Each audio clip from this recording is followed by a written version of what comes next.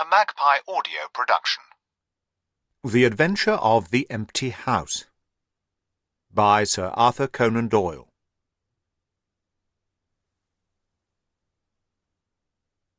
It was in the spring of the year 1894 that all London was interested, and the fashionable world dismayed, by the murder of the Honorable Ronald Adair, under most unusual and inexplicable circumstances. The public has already learned those particulars of the crime which came out in the police investigation, but a good deal was suppressed upon that occasion, since the case for the prosecution was so overwhelmingly strong that it was not necessary to bring forward all the facts. Only now, at the end of nearly 10 years, am I allowed to supply those missing links which make up the whole of that remarkable chain. The crime was of interest in itself, but that interest was as nothing to me compared to the inconceivable sequel, which afforded me the greatest shock and surprise of any event in my adventurous life. Even now, after this long interval, I find myself thrilling as I think of it, and feeling once more that sudden flood of joy, amazement, and incredulity which utterly submerged my mind. Let me say to that public which has shown some interest in those glimpses which I have occasionally given them of the thoughts and actions of a very remarkable man, that they are not to blame me if I have not shared my knowledge with them, for I should have considered it my first duty to do so, had I not been barred by a positive prohibition from his own lips, which was only withdrawn upon the 3rd of last month.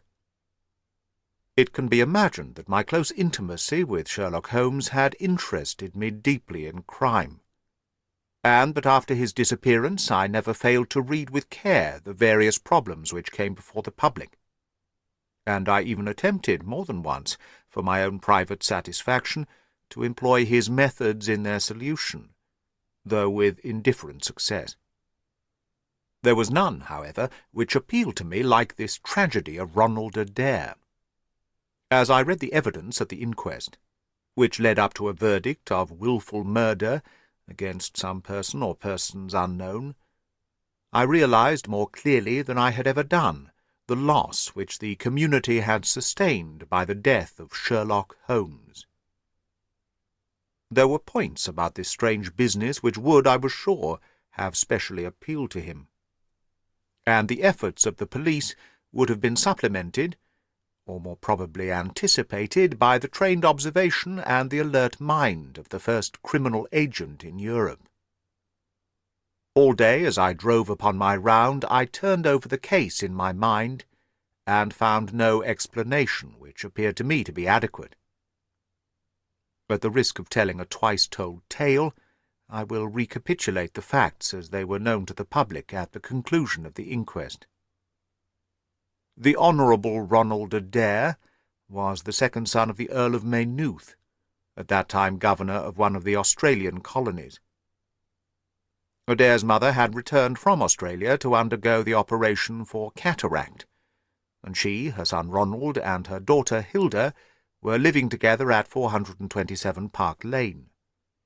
The youth moved in the best society, had, so far as was known, no enemies and no particular vices. He had been engaged to Miss Edith Woodley of Carstairs, but the engagement had been broken off by mutual consent some months before, and there was no sign that it had left any very profound feeling behind it. For the rest, the man's life moved in a narrow and conventional circle, for his habits were quiet and his nature unemotional.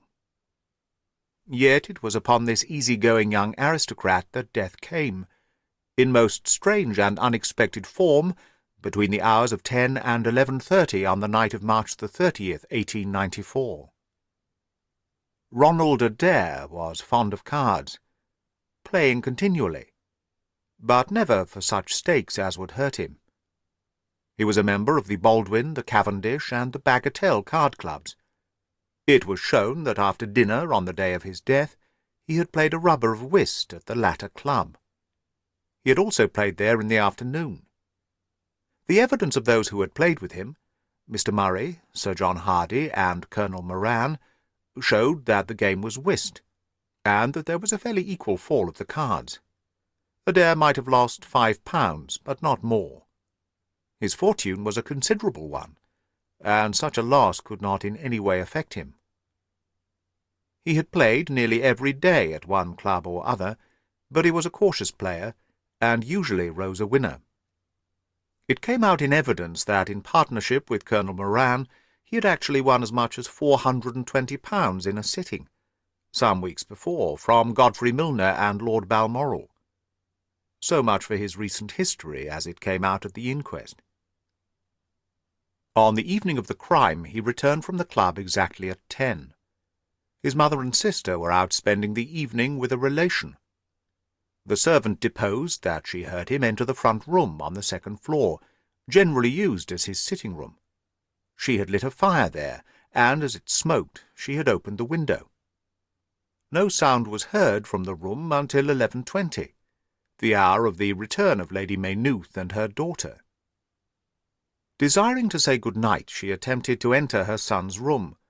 The door was locked on the inside, and no answer could be got to their cries and knocking. Help was obtained and the door forced. The unfortunate young man was found lying near the table.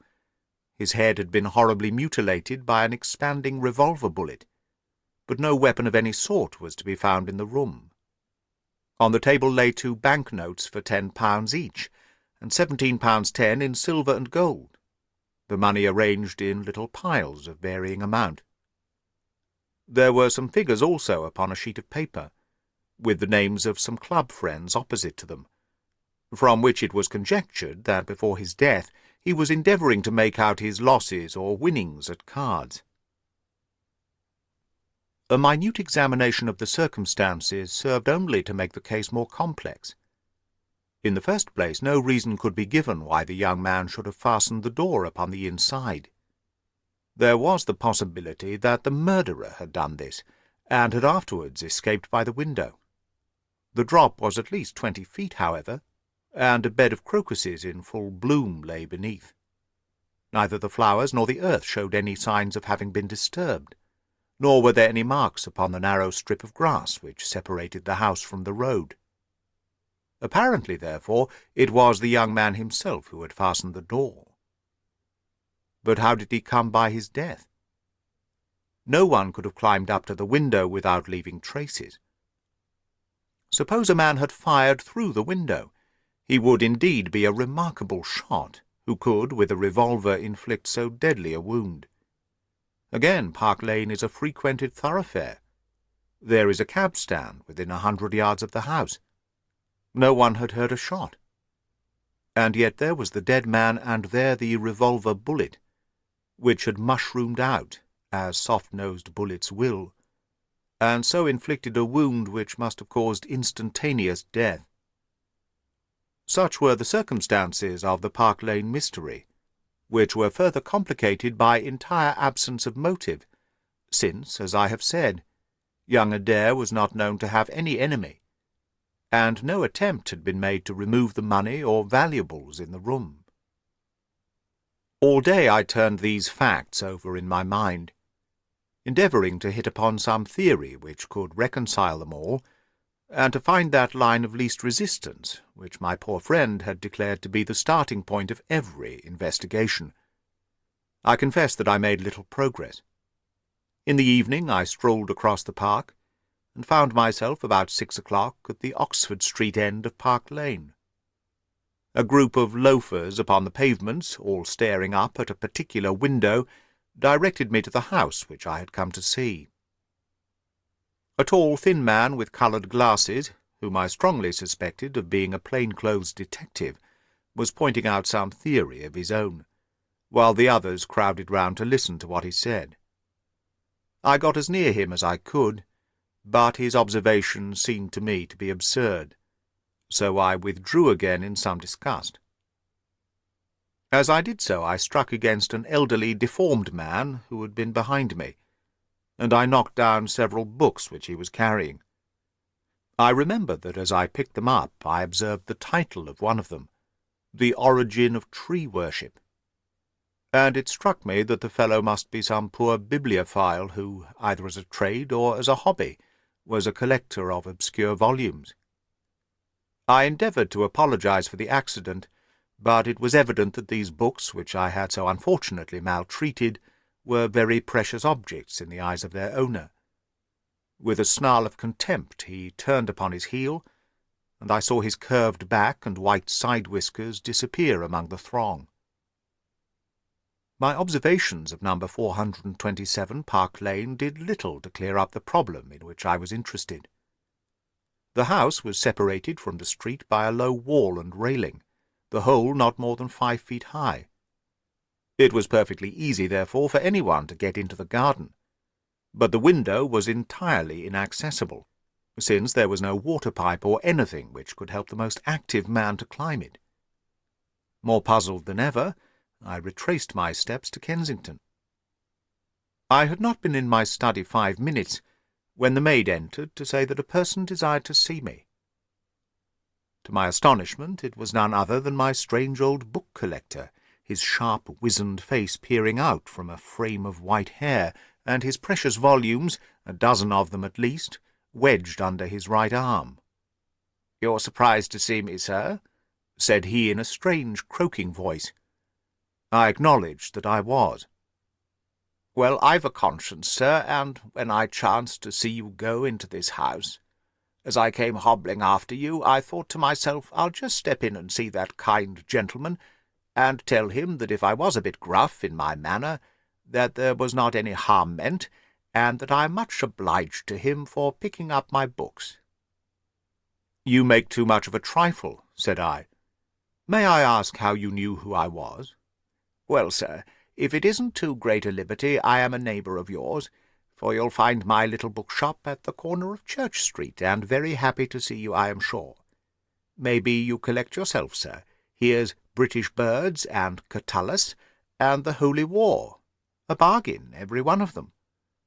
With 5 volumes, you could just fill that gap on that second shelf. It looks untidy, does it not, sir?" I moved my head to look at the cabinet behind me. When I turned again, Sherlock Holmes was standing smiling at me across my study table. I rose to my feet, stared at him for some seconds in utter amazement, and then it appears that I must have fainted for the first and the last time in my life. Certainly a grey mist swirled before my eyes, and when it cleared I found my collar ends undone, and the tingling aftertaste of brandy upon my lips. Holmes was bending over my chair, his flask in his hand. "My dear Watson," said the well-remembered voice, "I owe you 1,000 apologies. I had no idea that you would be so affected." I gripped him by the arms. "Holmes," I cried, "is it really you? Can it indeed be that you are alive? Is it possible that you succeeded in climbing out of that awful abyss?" "Wait a moment," said he. "Are you sure that you are really fit to discuss things? I have given you a serious shock by my unnecessarily dramatic reappearance." "I'm all right, but indeed, Holmes, I can hardly believe my eyes. Good heavens, to think that you of all men, should be standing in my study." Again I gripped him by the sleeve and felt the thin, sinewy arm beneath it. "Well, you're not a spirit, anyhow," said I. "My dear chap, I'm overjoyed to see you. Sit down, and tell me how you came alive out of that dreadful chasm."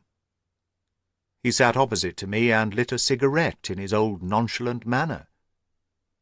He was dressed in the seedy frock-coat of the book merchant, but the rest of that individual lay in a pile of white hair and old books upon the table. Holmes looked even thinner and keener than of old, but there was a dead white tinge in his aquiline face, which told me that his life recently had not been a healthy one. "I am glad to stretch myself, Watson," said he. "It is no joke when a tall man has to take a foot off his stature for several hours on end.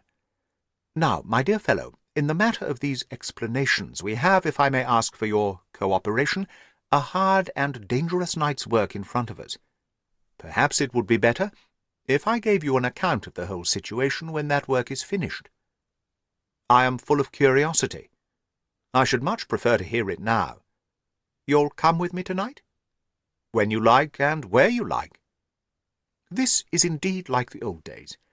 We shall have time for a mouthful of dinner before we need go.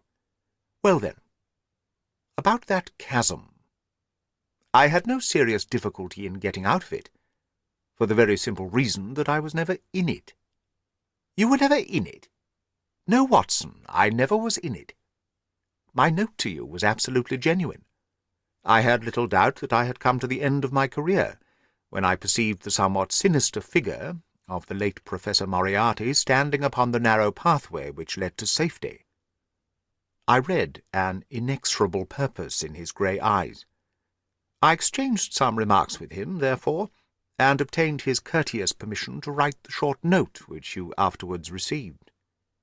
I left it with my cigarette-box and my stick, and I walked along the pathway, Moriarty still at my heels. When I reached the end, I stood at bay. He drew no weapon, but he rushed at me, and threw his long arms around me. He knew that his own game was up, and was only anxious to revenge himself upon me. We tottered together upon the brink of the fall. I have some knowledge, however, of baritsu, or the Japanese system of wrestling, which has more than once been very useful to me. I slipped through his grip, and he with a horrible scream kicked madly for a few seconds and clawed the air with both his hands. But for all his efforts he could not get his balance, and over he went. With my face over the brink, I saw him fall for a long way. Then he struck a rock, bounded off, and splashed into the water. I listened with amazement to this explanation, which Holmes delivered between the puffs of his cigarette. "But the tracks," I cried, "I saw with my own eyes. The two went down the path, and none returned." It came about in this way. The instant that the Professor had disappeared, it struck me what a really extraordinarily lucky chance fate had placed in my way. I knew that Moriarty was not the only man who had sworn my death. There were at least 3 others, whose desire for vengeance upon me would only be increased by the death of their leader. They were all most dangerous men. One or other would certainly get me. On the other hand, if all the world was convinced that I was dead, they would take liberties. These men, they would soon lay themselves open, and sooner or later I could destroy them. Then it would be time for me to announce that I was still in the land of the living. So rapidly does the brain act that I believe I had thought this all out before Professor Moriarty had reached the bottom of the Reichenbach Fall. I stood up and examined the rocky wall behind me. In your picturesque account of the matter, which I read with great interest some months later, you assert that the wall was sheer. That was not literally true. A few small footholds presented themselves, and there was some indication of a ledge.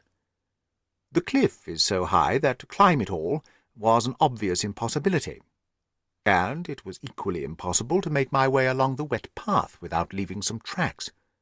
I might, it is true, have reversed my boots, as I have done on similar occasions, but the sight of 3 sets of tracks in one direction would certainly have suggested a deception. On the whole, then, it was best that I should risk the climb. It was not a pleasant business, Watson. The fall roared beneath me. I'm not a fanciful person, but I give you my word that I seemed to hear Moriarty's voice screaming at me out of the abyss. A mistake would have been fatal. More than once, as tufts of grass came out in my hand or my foot slipped in the wet notches of the rock, I thought that I was gone. But I struggled upward, and at last I reached a ledge several feet deep and covered with soft green moss, where I could lie unseen, in the most perfect comfort. There I was stretched when you, my dear Watson, and all your following were investigating in the most sympathetic and inefficient manner the circumstances of my death. At last, when you had all formed your inevitable and totally erroneous conclusions, you departed for the hotel, and I was left alone. I had imagined that I had reached the end of my adventures. but a very unexpected occurrence showed me that there were surprises still in store for me. A huge rock, falling from above, boomed past me, struck the path, and bounded over into the chasm. For an instant I thought that it was an accident, but a moment later, looking up, I saw a man's head against the darkening sky, and another stone struck the very ledge upon which I was stretched, within a foot of my head. Of course, the meaning of this was obvious. Moriarty had not been alone. A confederate, and even that one glance had told me how dangerous a man that confederate was, had kept guard while the professor had attacked me. From a distance, unseen by me, he had been a witness of his friend's death and of my escape. He had waited, and then, making his way round to the top of the cliff, he had endeavoured to succeed where his comrade had failed. I did not take long to think about it, Watson. Again I saw that grim face look over the cliff, and I knew that it was the precursor of another stone. I scrambled down onto the path. I don't think I could have done it in cold blood. It was 100 times more difficult than getting up. But I had no time to think of the danger, for another stone sang past me as I hung by my hands from the edge of the ledge. Halfway down I slipped, but by the blessing of God I landed, torn and bleeding, upon the path. I took to my heels, did 10 miles over the mountains in the darkness, and a week later I found myself in Florence, with the certainty that no one in the world knew what had become of me. I had only one confidant, my brother Mycroft. I owe you many apologies, my dear Watson, but it was all important that it should be thought I was dead, and it is quite certain that you would not have written so convincing an account of my unhappy end had you not yourself thought that it was true. Several times during the last 3 years I have taken up my pen to write to you, but always I feared lest your affectionate regard for me should tempt you to some indiscretion which would betray my secret. For that reason I turned away from you this evening when you upset my books, for I was in danger at the time, and any show of surprise and emotion upon your part might have drawn attention to my identity and led to the most deplorable and irreparable results. As to Mycroft, I had to confide in him in order to obtain the money which I needed. The course of events in London did not run so well as I had hoped, for the trial of the Moriarty gang left 2 of its most dangerous members, my own most vindictive enemies, at liberty. I travelled for 2 years in Tibet, therefore, and amused myself by visiting Lhasa, and spending some days with the head Lama. You may have read the remarkable explorations of a Norwegian named Sigerson, but I am sure that it never occurred to you that you were receiving news of your friend. I then passed through Persia, looked in at Mecca, and paid a short but interesting visit to the Khalifa at Khartoum, the results of which I have communicated to the Foreign Office. Returning to France, I spent some months in a research into the coal tar derivatives, which I conducted in a laboratory at Montpellier, in the south of France. Having concluded this to my satisfaction, and learning that only one of my enemies was now left in London, I was about to return, when my movements were hastened by the news of this very remarkable Park Lane mystery, which not only appealed to me by its own merits, but which seemed to offer some most peculiar personal opportunities. I came over at once to London, called in my own person at Baker Street, threw Mrs. Hudson into violent hysterics, and found that Mycroft had preserved my rooms and my papers exactly as they had always been. So it was, my dear Watson, that at 2 o'clock today I found myself in my old armchair, in my old room, and only wishing that I could have seen my old friend Watson in the other chair, which he has so often adorned. Such was the remarkable narrative to which I listened on that April evening, a narrative which would have been utterly incredible to me had it not been confirmed by the actual sight of the tall, spare figure and the keen, eager face, which I had never thought to see again. In some manner he had learned of my own sad bereavement, and his sympathy was shown in his manner rather than in his words. "Work is the best antidote to sorrow, my dear Watson," said he, "and I have a piece of work for us both to-night, which, if we can bring it to a successful conclusion, will in itself justify a man's life on this planet. In vain I begged him to tell me more. You will hear and see enough before morning, he answered. We have 3 years of the past to discuss. Let that suffice until 9:30, when we start upon the notable adventure of the empty house. It was indeed like old times when, at that hour, I found myself seated beside him in a hansom, my revolver in my pocket, and the thrill of adventure in my heart. Holmes was cold and stern and silent. As the gleam of the street lamps flashed upon his austere features, I saw that his brows were drawn down in thought, and his thin lips compressed. I knew not what wild beast we were about to hunt down in the dark jungle of criminal London, but I was well assured, from the bearing of this master huntsman, that the adventure was a most grave one, while the sardonic smile which occasionally broke through his ascetic gloom boded little good for the object of our quest. I had imagined that we were bound for Baker Street, but Holmes stopped the cab at the corner of Cavendish Square. I observed that, as he stepped out, he gave a most searching glance to right and left, and at every subsequent street corner he took the utmost pains to assure that he was not followed. Our route was certainly a singular one. Holmes's knowledge of the byways of London was extraordinary, and on this occasion he passed rapidly and with an assured step through a network of mews and stables, the very existence of which I had never known. We emerged at last into a small road lined with old gloomy houses which led us into Manchester Street, and so to Blandford Street. He turned swiftly down a narrow passage, passed through a wooden gate into a deserted yard, and then opened with a key the back door of a house. We entered together, and he closed it behind us. The place was pitch dark, but it was evident to me that it was an empty house. Our feet creaked and crackled over the bare planking, and my outstretched hand touched a wall from which the paper was hanging in ribbons. Holmes's cold, thin fingers closed round my wrist and led me forward down a long hall, until I dimly saw the murky fanlight over the door.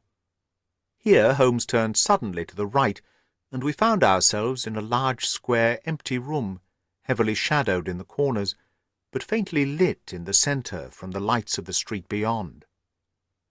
There was no lamp near, and the window was thick with dust, so that we could only just discern each other's figures within. My companion put his hand upon my shoulder, and his lips close to my ear. "Do you know where we are?" he whispered. "Surely that is Baker Street," I answered, staring through the dim window. "Exactly. We are in Camden House, which stands opposite to our own quarters. But why are we here? Because it commands so excellent a view of that picturesque pile. Might I trouble you, my dear Watson, to draw a little nearer to the window, taking every precaution not to show yourself, and then to look up at our old rooms, the starting point of so many of your little fairy tales. We will see if my 3 years of absence have entirely taken away my power to surprise you." I crept forward and looked across at the familiar window. As my eyes fell upon it, I gave a gasp and a cry of amazement. The blind was down, and a strong light was burning in the room. The shadow of a man who was seated in a chair within was thrown in hard black outline upon the luminous screen of the window. There was no mistaking the poise of the head, the squareness of the shoulders, the sharpness of the features. The face was turned half round, and the effect was that of one of those black silhouettes which our grandparents loved to frame. It was a perfect reproduction of Holmes. So amazed was I that I threw out my hands to make sure that the man himself was standing beside me. He was quivering with silent laughter. "Well?" said he. "Good heavens!" I cried, "it is marvellous!" "I trust that age doth not wither nor custom stale my infinite variety," said he, and I recognized in his voice the joy and pride which the artist takes in his own creation. "It really is rather like me, is it not?" I should be prepared to swear that it was you. The credit of the execution is due to Monsieur Oscar Meunier of Grenoble, who spent some days in doing the moulding. It is a bust in wax. The rest I arranged myself during my visit to Baker Street this afternoon. But why? Because, my dear Watson, I had the strongest possible reason for wishing certain people to think that I was there, when I was really elsewhere. And you thought the rooms were watched? I knew that they were watched. By whom? By my old enemies, Watson. By the charming society whose leader lies in the Reichenbach Fall. You must remember that they knew, and only they knew, that I was still alive. Sooner or later they believed that I should come back to my rooms. They watched them continuously, and this morning they saw me arrive. How do you know? Because I recognized their sentinel when I glanced out of my window. He is a harmless enough fellow, Parker by name, a garrotter by trade, and a remarkable performer upon the Jew's harp. I cared nothing for him, but I cared a great deal for the much more formidable person who was behind him, the bosom friend of Moriarty, the man who dropped the rocks over the cliff, the most cunning and dangerous criminal in London. That is the man who is after me tonight, Watson, and that is the man who is quite unaware that we are after him. My friend's plans were gradually revealing themselves. From this convenient retreat the watchers were being watched, and the trackers tracked. That angular shadow up yonder was the bait, and we were the hunters. In silence we stood together in the darkness, and watched the hurrying figures who passed and repassed in front of us. Holmes was silent and motionless, but I could tell that he was keenly alert, and that his eyes were fixed intently upon the stream of passers-by. It was a bleak and boisterous night, and the wind whistled shrilly down the long street. Many people were moving to and fro, most of them muffled in their coats and cravats. Once or twice it seemed to me that I had seen the same figure before, and I especially noticed two men who appeared to be sheltering themselves from the wind in the doorway of a house some distance up the street. I tried to draw my companion's attention to them, but he gave a little ejaculation of impatience, and continued to stare into the street. More than once he fidgeted with his feet, and tapped rapidly with his fingers upon the wall. It was evident to me that he was becoming uneasy, and that his plans were not working out altogether as he had hoped. At last, as midnight approached and the street gradually cleared, he paced up and down the room in uncontrollable agitation. I was about to make some remark to him, when I raised my eyes to the lighted window, and again experienced almost as great a surprise as before. I clutched Holmes's arm and pointed upward. "The shadow has moved!" I cried. It was indeed no longer the profile, but the back which was turned towards us. 3 years had certainly not smoothed the asperities of his temper or his impatience with a less active intelligence than his own. "Of course it has moved," said he. "Am I such a farcical bungler, Watson, that I should erect an obvious dummy, and expect that some of the sharpest men in Europe would be deceived by it? We have been in this room 2 hours, and Mrs. Hudson has made some change in that figure 8 times, or once in every quarter of an hour. She works it from the front, so that her shadow may never be seen. Ah!" He drew in his breath with a shrill, excited intake. In the dim light I saw his head thrown forward, his whole attitude rigid with attention. Outside the street was absolutely deserted. Those 2 men might still be crouching in the doorway, but I could no longer see them. All was still and dark, save only that brilliant yellow screen in front of us, with the black figure outlined upon its centre. Again, in the utter silence, I heard that thin, sibilant note which spoke of intense, suppressed excitement. An instant later he pulled me back into the blackest corner of the room, and I felt his warning hand upon my lips. The fingers which clutched me were quivering. Never had I known my friend more moved, and yet the dark street still stretched lonely and motionless before us. But suddenly I was aware of that which his keener senses had already distinguished. A low, stealthy sound came to my ears, not from the direction of Baker Street, but from the back of the very house in which we lay concealed. A door opened and shut. An instant later steps crept down the passage, steps which were meant to be silent but which reverberated harshly through the empty house. Holmes crouched back against the wall, and I did the same, my hand closing upon the handle of my revolver. Peering through the gloom, I saw the vague outline of a man, a shade blacker than the blackness of the open door. He stood for an instant, and then he crept forward, crouching, menacing, into the room. He was within 3 yards of us, this sinister figure, and I had braced myself to meet his spring, before I realized that he had no idea of our presence.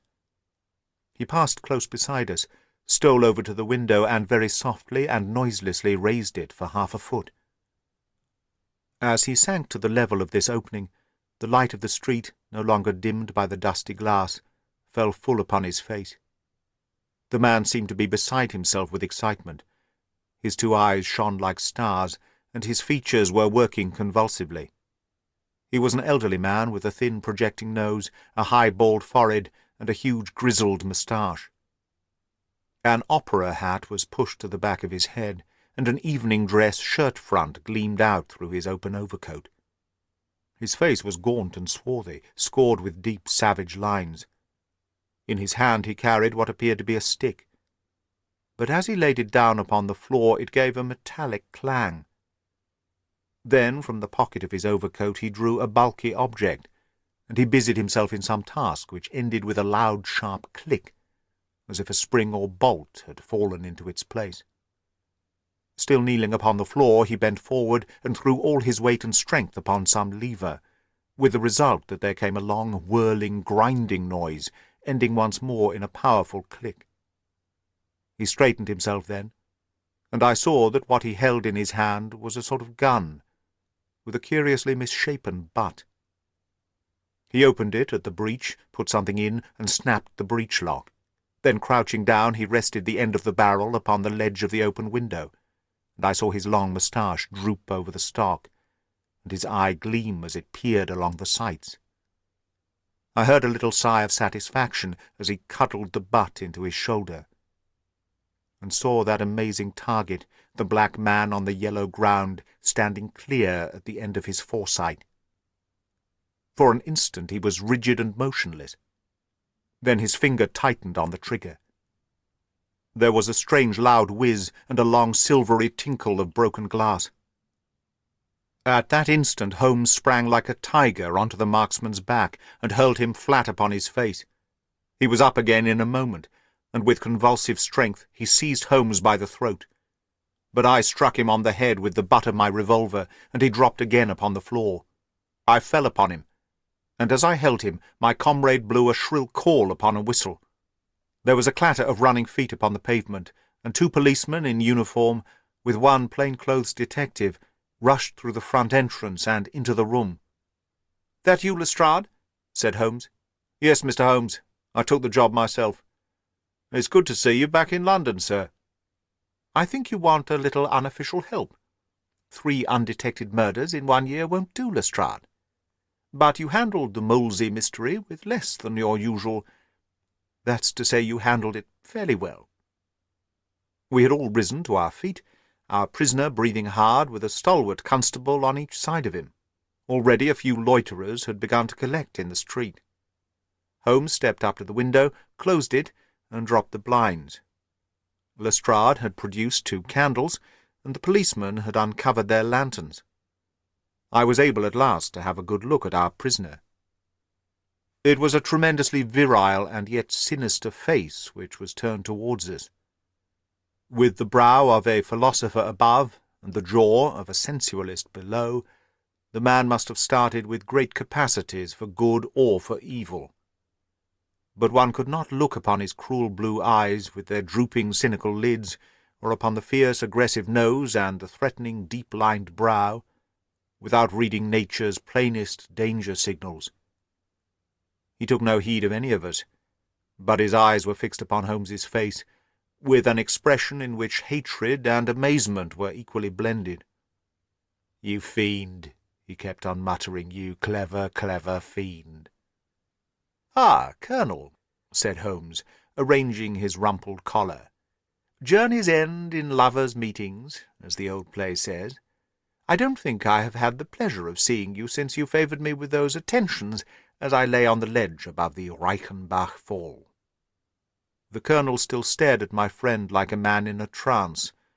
"You cunning, cunning fiend," was all that he could say.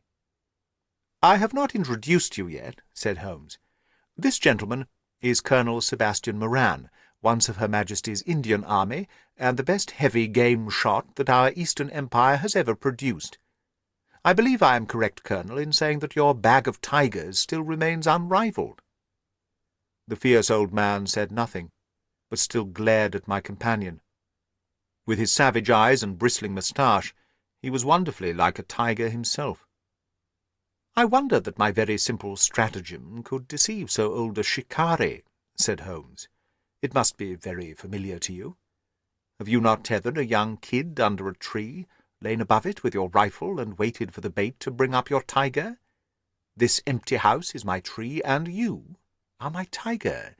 You have possibly had other guns in reserve, in case there should be several tigers, or in the unlikely supposition of your own aim failing you. These," he pointed around, "are my other guns.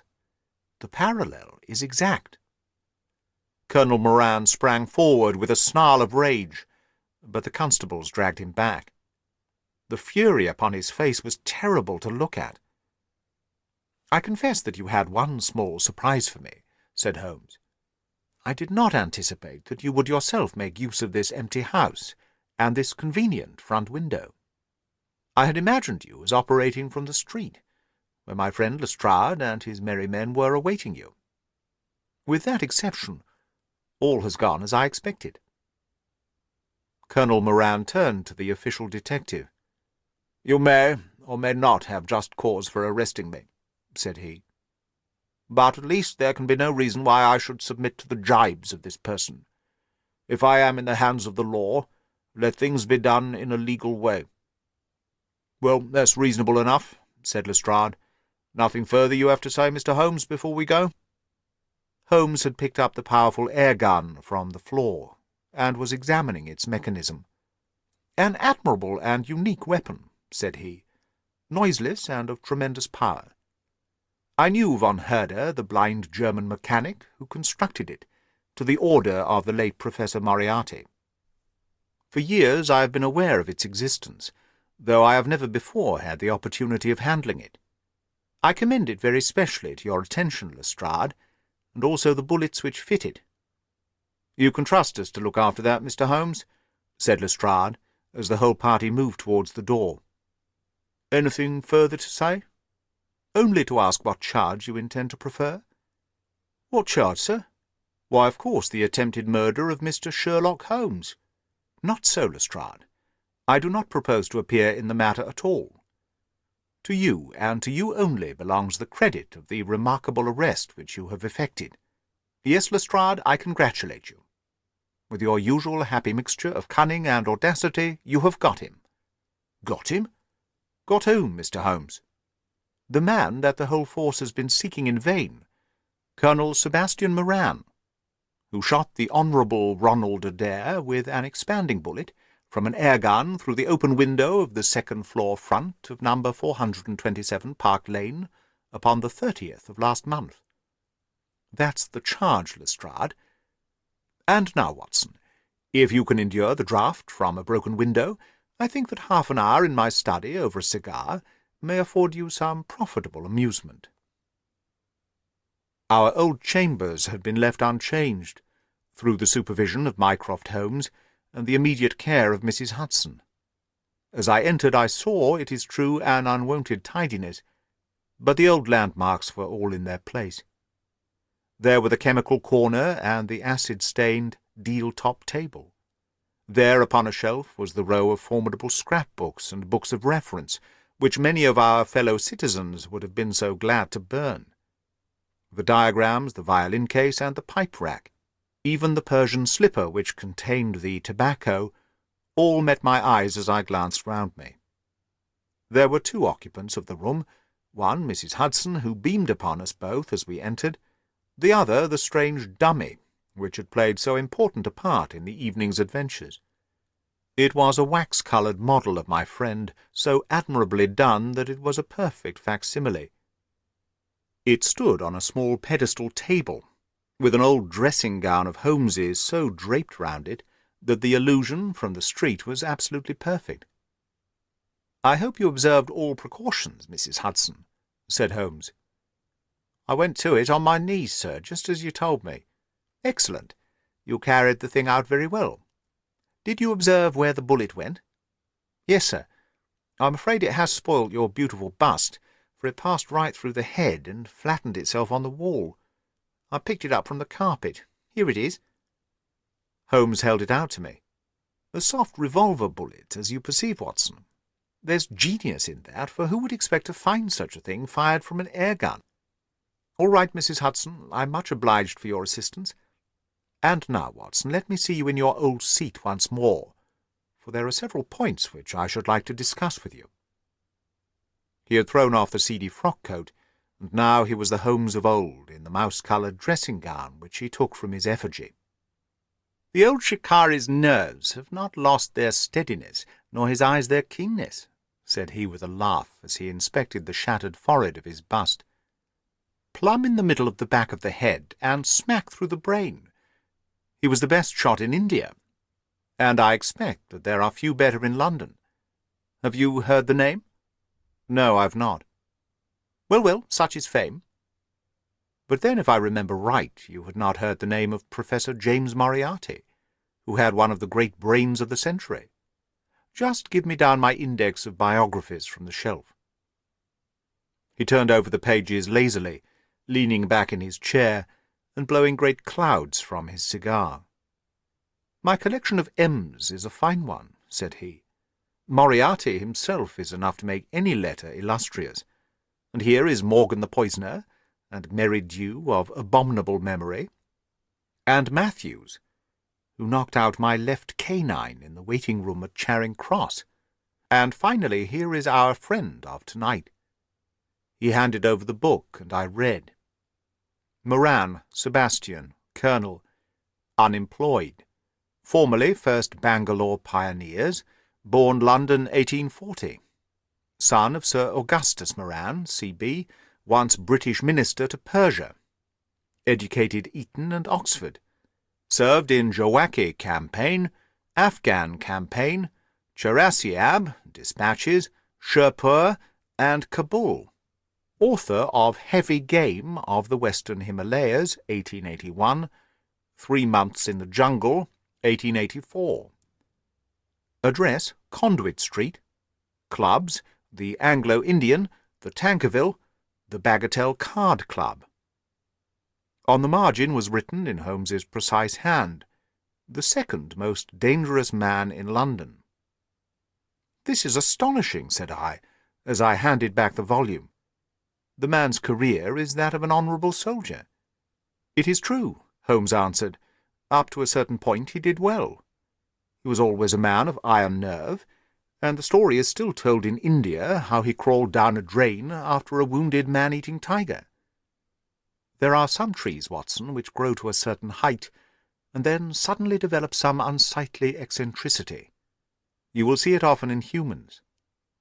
I have a theory that the individual represents in his development the whole procession of his ancestors, and that such a sudden turn to good or evil stands for some strong influence which came into the line of his pedigree.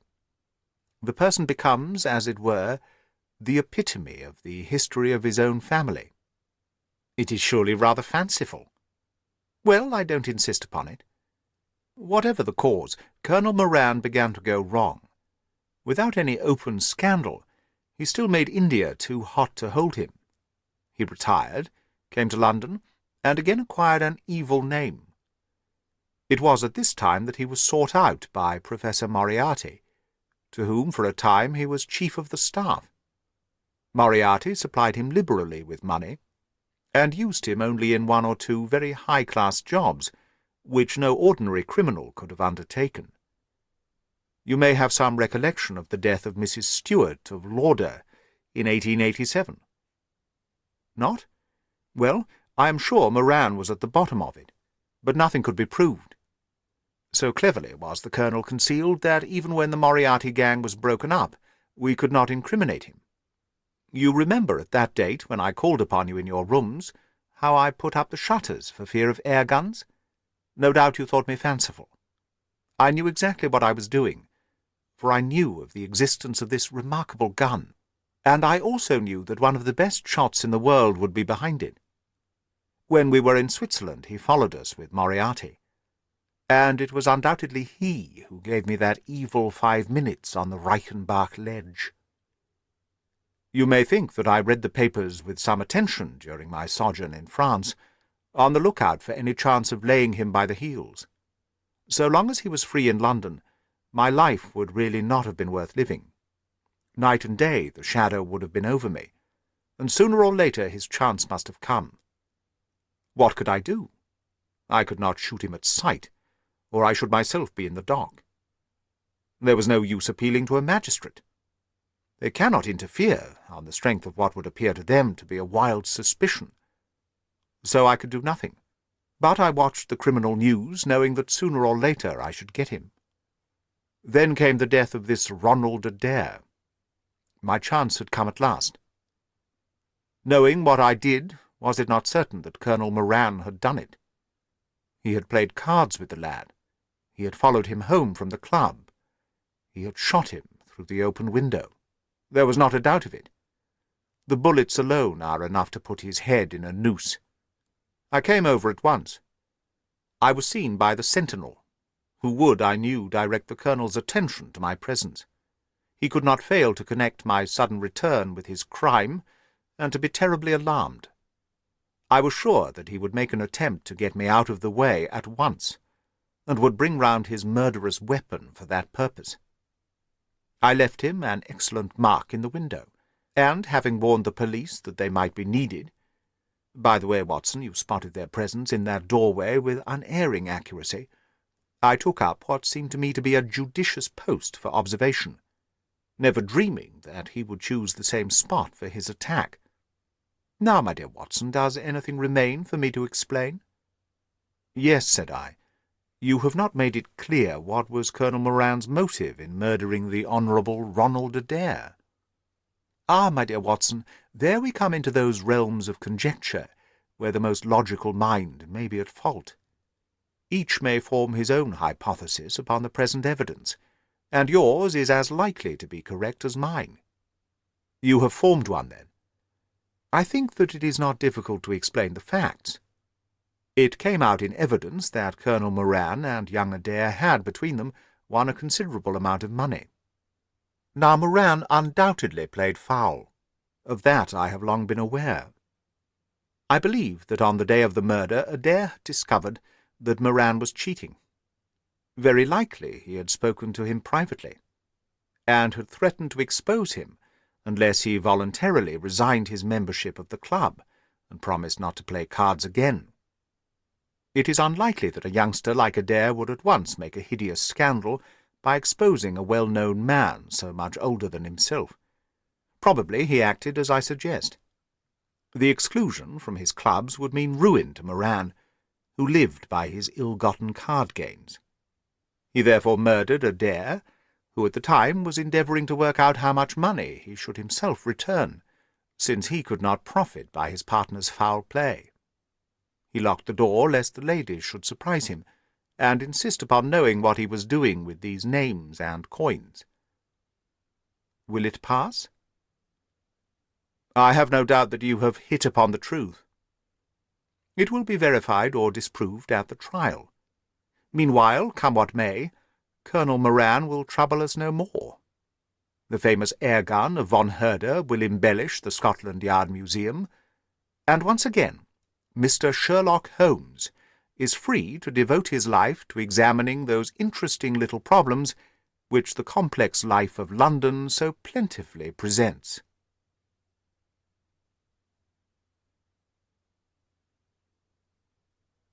That is the end of The Adventure of the Empty House by Arthur Conan Doyle.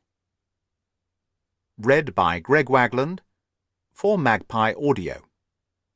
2012.